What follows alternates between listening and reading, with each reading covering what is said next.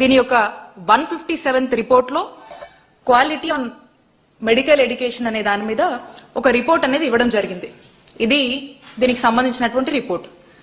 ఈ రిపోర్ట్ ని తరోగా గోత్రూ అయిన తర్వాత దీంట్లో ఉన్నటువంటి అబ్జర్వేషన్స్ అంటే ఈ కమిటీ మెడికల్ ఎడ్యుకేషన్ ని ఎంకరేజ్ చేసి దీన్ని పెంపొందించాలి, దీంట్లో ఉన్నటువంటి ఇంబ్యాలెన్సెస్ గురించి దీంట్లో ప్రస్తావించడం జరిగింది.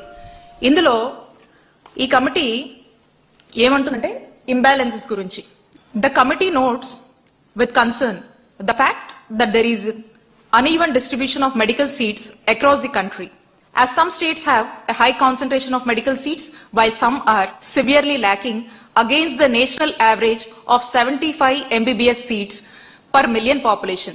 The committee observes that Karnataka, Telangana and Tamil Nadu have approximately 150 MBBS seats per million, and Puducherry has close to 2000 or even more MBBS seats for a population of just about 1 million, while some other states have less than 50 seats per million population. Bihar has only 21 seats per million. The committee therefore strongly recommends that the NMC must come forward with guidelines for establishing new medical colleges in states where there are fewer than 100 MBBS seats per million population. అంటే ఈ committee ఏం చెప్తుందంటే దేశంలో ఈ MBBS సీట్ల విషయానికి వస్తే అన్ని చోట్ల కూడా ఒక్కొక్క స్టేట్ లో మనం గనక చూసుకున్నట్టయితే అసమానతలు ఉన్నాయి, అంటే ఇంబ్యాలెన్సెస్ ఉన్నాయి.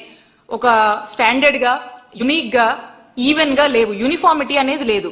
కాబట్టి ఈ యూనిఫార్మిటీని తీసుకురావాలంటే నేషనల్ యావరేజ్ ఏమంటుంది, నేషనల్ యావరేజ్ అంటుంది ఏంటంటే ఒక 10 లక్షల జనాభాకి ఒక 75 MBBS సీట్లు అనేది నేషనల్ యావరేజ్ చెప్తా ఉంది. కొన్ని రాష్ట్రాల్లో నేషనల్ యావరేజ్ కన్నా తక్కువ ఉన్నాయి, కొన్ని రాష్ట్రాల్లో నేషనల్ యావరేజ్ కన్నా ఎక్కువ ఉన్నాయి, కొన్ని అయితే అసలు అంత కూడా లేవు అని చెప్పేసి స్పష్టంగా చెప్తూ కొన్ని ఉదాహరణలు చెప్పుకొచ్చింది.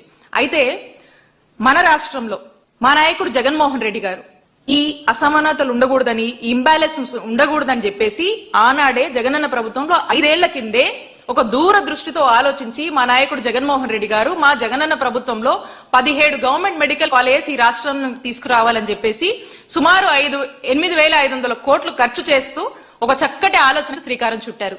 దీంట్లో భాగంగా 7 కాలేజీలు మేము కట్టడం జరిగింది, 5 మేము ప్రారంభించాము. ఆ ఉన్నటువంటి 10 కాలేజీలని ఇంకాస్త పనులు చేసి పూర్తి చేస్తే చంద్రబాబు నాయుడు గారు వచ్చాక అవి కూడా ఈ ప్రజలకు అందుబాటులోకి వచ్చేవి. ఇప్పుడు ఆ ఉన్నటువంటి ఆ 10 కాలేజీలను పీపీపీ అని ముసిగేసి ప్రైవేటైజేషన్ అని చెప్పి దాన్ని మార్కెట్ చేస్తూ ఒక స్కామ్ తెరలేపారు చంద్రబాబు నాయుడు గారు. ఇక్కడెక్కడా కూడా ఈ చదివినటువంటి దాంట్లో ఈ ఇంబ్యాలెన్సెస్ ని ఉండకూడదు అనేటువంటి ఒక ఆలోచన ఈ కమిటీ చెప్తా ఉంది. ఇందులో ఒక రెండో పాయింట్ ఈ కమిటీ ఏం చెప్తా ఉందంటే అఫోర్డబిలిటీ ఆఫ్ మెడికల్ ఎడ్యుకేషన్.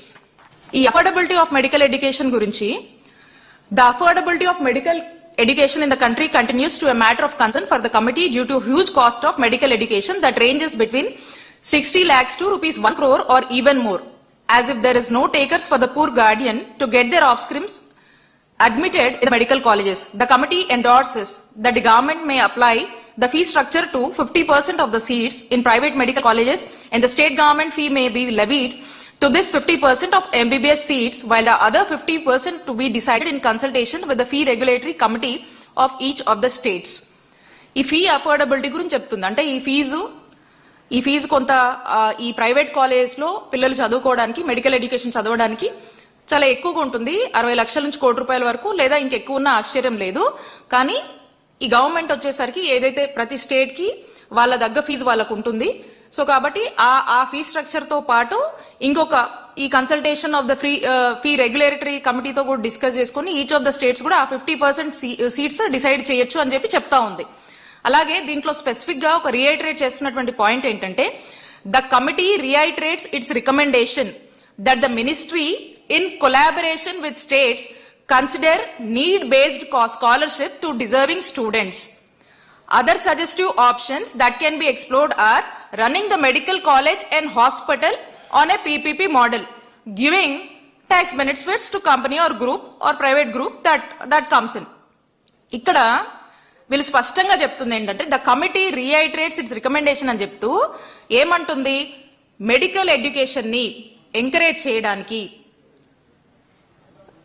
దాన్ని ఎక్స్ప్లోర్ చేయడానికి కానీ ఎంకరేజ్ చేయడానికి కానీ ఈ చదువులు చదివేటువంటి విద్యార్థులకు అవసరమైతే డిజర్వింగ్ స్టూడెంట్స్ కి సెంట్రల్ గవర్నమెంట్ అలాగే స్టేట్ గవర్నమెంట్ రెండు కూడా కలిపి పనిచేసి అవసరమైతే ఆ డిజర్వింగ్ స్టూడెంట్స్ కి ఈ మెడికల్ ఎడ్యుకేషన్ చదువుకోవడానికి ఎంకరేజ్ చేద్దాం అనేటువంటి ఆలోచనని రికమెండ్ చేస్తూ చెప్తుంది.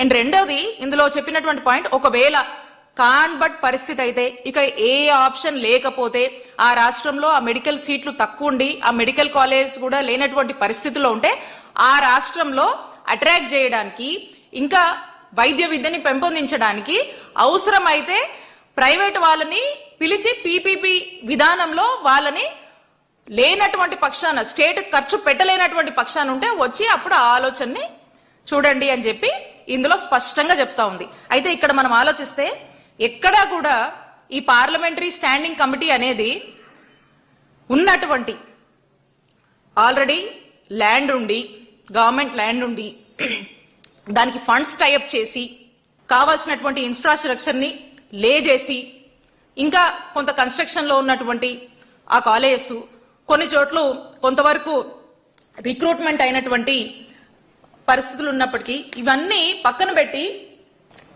ఎక్కడ కూడా ఇవి పీపీపీకి ఇవ్వమని ఎక్కడా కూడా ఈ కమిటీ రికమెండేషన్స్ లో లేవు. ఇది చంద్రబాబు నాయుడు గారికి గాని ఈ కూటమి ప్రభుత్వం గాని ఏమర్థమైందంటే ఇక ఇదేదో ఆ కమిటీ వచ్చేసి పీపీపీకి ఇవ్వమంది అంటే ఉన్నటువంటి ఇన్ఫ్రాస్ట్రక్చర్ ని ల్యాండ్ ని గవర్నమెంట్ ల్యాండ్ ని ప్రజల ఆస్తిగా ఉన్నటువంటి ఈ మెడికల్ కాలేజ్ ఈ 10 మెడికల్ కాలేజ్ ఏవైతే ఉన్నాయో ఇవన్నీ కూడా ఉన్న పనంగా గవర్నమెంట్ నడపొద్దు, ఇవన్నీ తీసుకెళ్లి ప్రైవేటైజేషన్ అని చెప్పేసి ఎవరో ఒక థర్డ్ పార్టీకి ఇవ్వండి, ఇచ్చి అక్కడ నడపండి అని చెప్పి ఎక్కడ కూడా ఈ కమిటీలో చెప్పలేదు.